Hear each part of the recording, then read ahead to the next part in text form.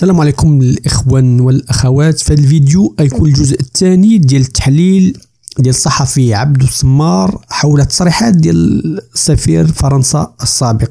علاش بالضبط هذا الجزء الثاني؟ لانه بعض الامور اللي ما ذكرهمش في الفيديو الاول، ومن بينها الامور اللي ممكن انها توقع في المستقبل بطبيعه الحال، العلم لله، ولكن كاين مؤشرات لان الكريز اللي ممكن انها توقع في الجزائر ماشي بحال السابق. الا كانت السابق انه ما كاينش لي في دومينو يعني داكشي اللي وقع في البلدان العربيه الاخرى من الثورات العربيه ما وقعش في الجزائر، لانه النظام العسكري الجزائري شاد في بزاف الميادين وصعيب، واللي دوزو الشعب الجزائري في العشريه السوداء يعني خلى انه هناك خوف. لا، هذه المره الاجواء والظروف متغيره، خصوصا العالم كيعيش ازمه طاقيه وكل شيء حط العين على الجزائر. يعني لو وقع شي مشكل في الجزائر غيكون واحد الاكسبلوزيون. سمعوا هذا الفيديو بطبيعه الحال، نخلي لكم الفيديو الاولى هنايا في الفوق هنا ولا هنا ولا المهم، ونتلاقاو في اخر الفيديو. لك اول مره بطبيعه الحال لايك واشتراك، وشكرا الناس اللي كيديروا لايك قبل ما الفيديو. نتلاقاو في اخر الفيديو. Analyse très audacieuse de l'ex-ambassadeur de France à Alger, en Algérie, M. Xavier Driancourt, qui tire sa sonnette d'alarme et qui appelle tout simplement la France à adopter un langage de fermeté, une ligne de conduite très ferme contre le régime algérien, qui appelle Emmanuel Macron et l'ensemble des dirigeants algériens, Emmanuel Macron et l'ensemble des dirigeants français à ne plus être naïf et complaisant à l'égard du régime algérien.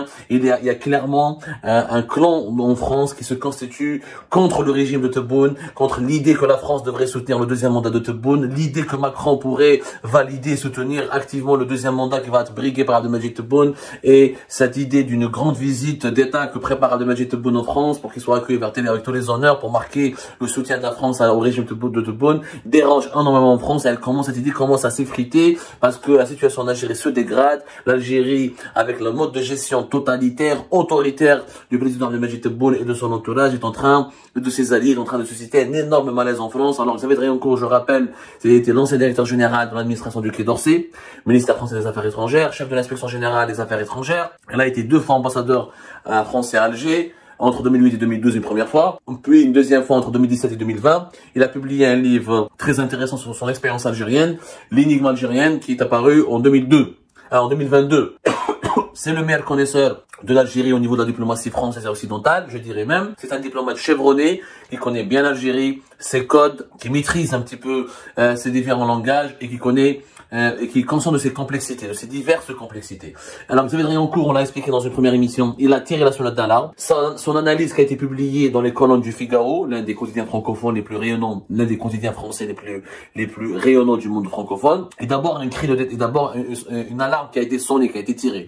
Et d'abord un cri pas de détresse, mais d'abord une mise en garde. Une mise en garde. Comme on l'a expliqué dans la première émission, l'Algérie est en train de s'effondrer. Elle est en train de s'effondrer. Politiquement, elle devient trop rigide et à un moment donné, l'implosion va avoir lieu.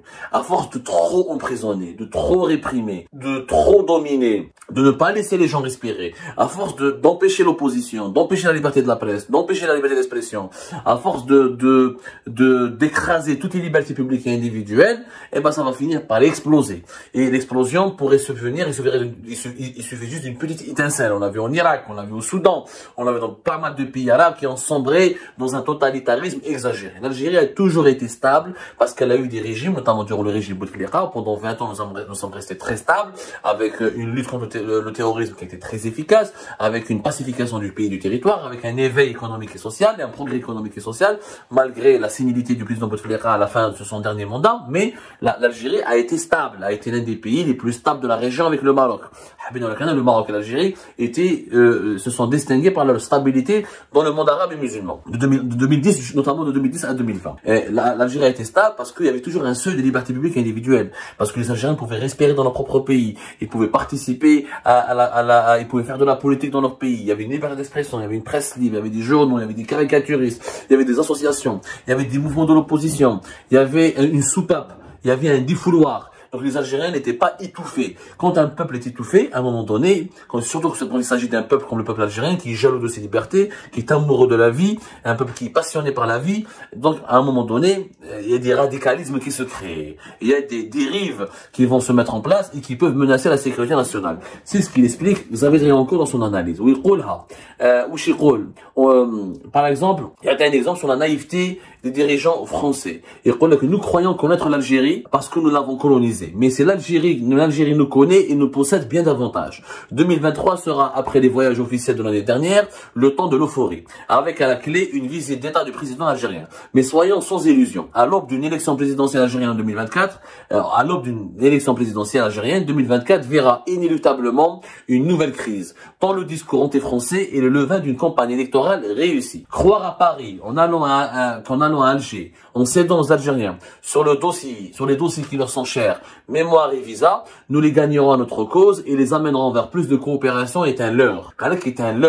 Vous avez encore à bien compris que ce que fait Emmanuel Macron, les autres dirigeants français, est une erreur. Faire des compromis avec les régimes algériens et faire des concessions, pensant que le régime algérien va se normaliser, va garantir la stabilité du pays et la stabilité de l'Algérie et la colonne vertébrale de la stabilité de toute la région. C'est le plus grand pays du Maghreb, c'est le plus grand pays du continent africain et le plus vaste pays du bassin méditerranéen. C'est un pays stratégique, c'est l'Algérie sombre, c'est toute la région qui va sombrer. Vous avez rien encore. Notre aveuglement est une erreur stratégique, est une erreur historique. Il dit bien, est une erreur historique. Nous faisons mine de croire que le pouvoir algérien est légitime à défaut d'être démocratique, que le discours anti-français est un mal nécessaire, mais transitoire, que la démocratie est un apprentissage qui prend du temps. Ça, c'est une illusion. Il dit que les militaires qui dirigent le pays n'ont pour leur part ni état d'âme, ni scrupules. Quand il s'agit de la France, là où nous voyons un discours rationnel et des arguments cartésiens, eux voient inconsistance, naïveté,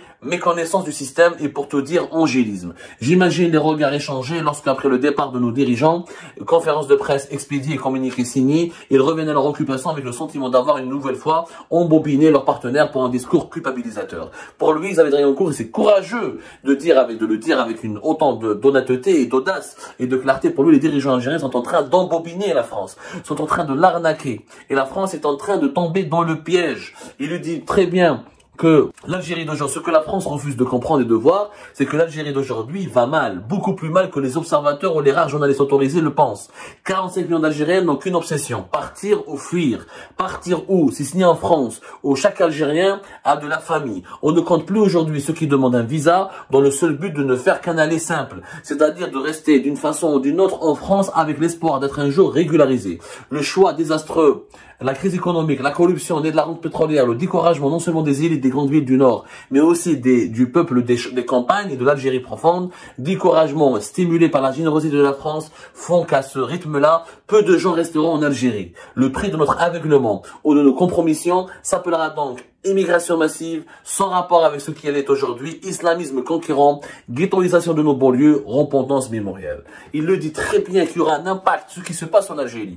Le fait que l'Algérie ne pourra pas se développer, parce que ce pouvoir actuel ne fait que réprimer, ne sait pas produire les richesses, n'a pas su comment diversifier l'économie, n'a pas su comment offrir une autre alternative de gouvernance au pays, n'a pas su comment redonner de l'espoir, n'a pas su comment alimenter le pays avec un nouveau, comment redresser le pays avec un nouveau projet. Il y a toujours plus de chômage. La vie n'a jamais été aussi chère. Les Algériens n'ont jamais été aussi nombreux, avec une croissance démographique importante. Le gaz et le pétrole sont en train de diminuer. Même si leur prix augmente, les productions sont en train de diminuer. Elles vont diminuer encore à l'avenir. Les enjeux économiques et géopolitiques sont majeurs. L'allié traditionnel de l'Algérie, la Russie, est en grosse difficulté en Ukraine. Il n'a plus les mêmes priorités qu'avant. La Chine s'est désintéressée d'Algérie et n'investit plus massivement. Il reste que la France, sur laquelle table Abdelmadjid Tebboune pour espérer un deuxième mandat. Sauf que l'Algérie d'ici 2024 sera une Algérie une poudrière. Et que si ça éclate, que si une crise sécuritaire ou économique ou sociale éclate, ça va retomber directement sur la France, puisque c'est la France qui en paiera le prix avec cette pression migratoire qui va être exercée sur elle. Le discours de monsieur Xavier Driancourt, il est très très sage, très lucide. En fait, il demande quoi? Il demande à ce que les dirigeants français soient fermes avec le régime algérien. Ils soient absolument, et il croit que le régime algérien ne comprend que le rapport de force. Tant que l'Algérie ne conserve pas son processus démocratique, tant qu'elle ne respecte pas certains minimums syndicaux de la démocratie, tant que les droits de l'homme ne sont pas respectés, tant que la société ne respire pas, tant que l'élite n'est pas réhabilitée, tant que les prisons ne sont pas sont toujours remplis par les journalistes, les opposants, les activistes, tant que les cerveaux continuent de fuir en Algérie, le pays est condamné à retomber dans une crise. Et c'est de retomber dans une crise avec des paramètres plus compliqués et plus dangereux que ceux d'avant, ben on risque d'avoir une Algérie explosive comme un volcan. Et si le volcan explose, il va tout emporter dans son sillage. Et la France sera la première des victimes. La France deviendra, comme dans les années 90, le terrain de règlement de compte entre les différentes factions algériennes. Et il faut que la France se réveille. Voilà ce que dit Xavier Driancourt. Soutenir finalement ce que dit Xavier Driancourt est très simple. Le deuxième mandat de Tebboune est une calamité.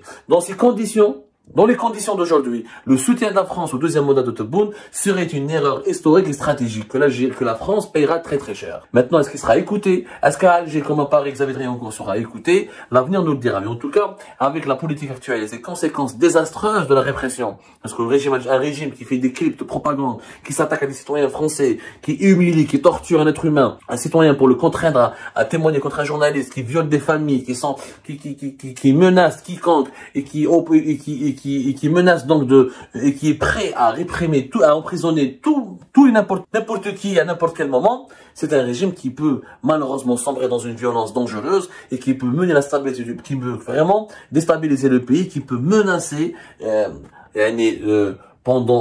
qui peut menacer en permanence et continuellement la stabilité d'un pays important comme l'Algérie. Or, si l'Algérie va s'effondre sous le coup de cette instabilité politique, si elle s'effondre sous le coup des conséquences des crises, parce que les crises vont venir comment? Elles vont venir dans une société angoissée, dans une société enfermée, dans une société où il n'y a plus d'intelligence, il n'y a plus de production d'idées, de nouvelles idées, dans une société où il n'y a plus de production de nouveaux projets. C'est là où les crises vont naître. Et dans ce contexte-là, ce serait vraiment dangereux, parce qu'un grand pays comme l'Algérie ne peut pas être géré comme une prison. L'Algérie ne peut pas être gérée comme une prison. L'Algérie, c'est une mosaïque d'êtres humains. C'est le plus vaste pays de l'Afrique et du Maghreb et du bassin méditerranéen. Elle a besoin de beaucoup plus de bon sens, de tranquillité, d'harmonie, de sagesse. Or, malheureusement, Xavier Driancourt le dit très bien. Le fait que la France veuille soutenir, ou la donne l'impression qu'elle est prête à soutenir au deuxième mandat de Tebboune et le régime algérien, ça va être une erreur fatale pour les deux pays.